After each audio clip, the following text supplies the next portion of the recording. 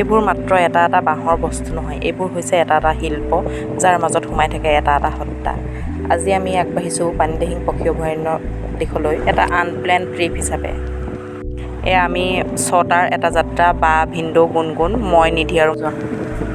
হয়তো বহুতে আহি পাইছে আৰু বহুতে নাই পোৱা মোৰ ভিডিঅ' চাই থকাৰ মাজৰে, সেইকাৰণে ভিডিঅ'টো মোৰ স্মৃতিৰ লগতে আপোনালোকৰ সুবিধাৰ্থেও দিলোঁ। পকীকৈ সজোৱা নতুন দলংখনৰ তলতে একদম প্ৰথমতেই আছে কেইখনমান নাও বান্ধি ৰখা আছে। ছোৱালীজনীয়ে সেইখিনি চাই বৰ ভাল পালে।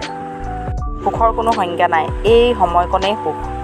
ডুব যাবলৈ খোজা বেলিটোৰ সৈতে এজাক ফিৰফিৰীয়া বতাহ, তাৰ মাজতে আপ্লুত হোৱাৰ কিছু ক্ষণ আৰু লগতে থকা পৰিয়ালটো, সুখৰ এই 60 মিনিট সময়কণো বহুত যেন। দলংখনৰ প্ৰায় শেষলৈকে খোজকাঢ়ি আৰু এটা ধুনীয়া পৰিৱেশৰ সাক্ষী হ'লোঁ।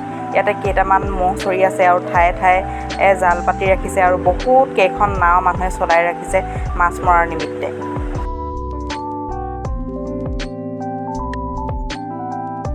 অকণমান সময় খোজকাঢ়ি ইফাল সিফাল কৰিছোঁ।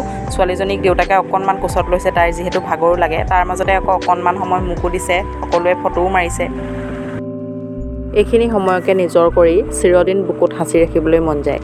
ইমান ধুনীয়া এটা পৰিৱেশ, সময়ৰ লগত খোজ মিলাই যাওঁতে কোনোবাখিনিত আমি প্ৰকৃতিৰ এই ধুনীয়াখিনিক চাবলৈ পাহৰি যাওঁ, নহয়নে বাৰু? আমি যিটো সময়ত পানীদিহিং পক্ষী অভয়াৰণ্য পাইছিলোঁহি, সেইটো সময়ত পানীদিহিঙত বহুত মানুহ আছিলে। আচলতে আমি গম পোৱা নাছিলোঁ যে এইটো সময়ত আহিলেহে ভাল লাগে, কিন্তু আনপ্লেন হিচাপে আমাৰ সময়টো ইমান ধুনীয়া জোখত পৰিলে নহয়। 4:30, 5টামান বজাত এয়া সময়খিনিত বহুত ধুনীয়া পৰিৱেশ এটাৰ সৃষ্টি হৈছে ইয়াত।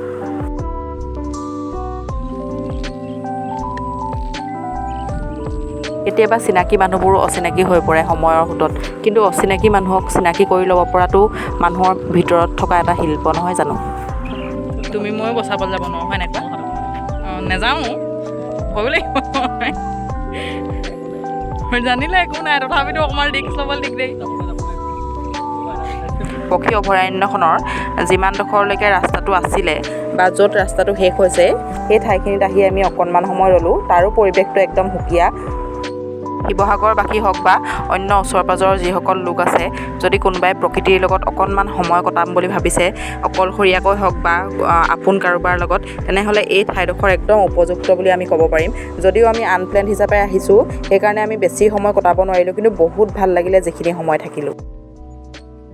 অস্ত যোৱা বেলিটোৱেও এটা নতুন দিনৰ সম্ভাৱনা কঢ়িয়াই আনে।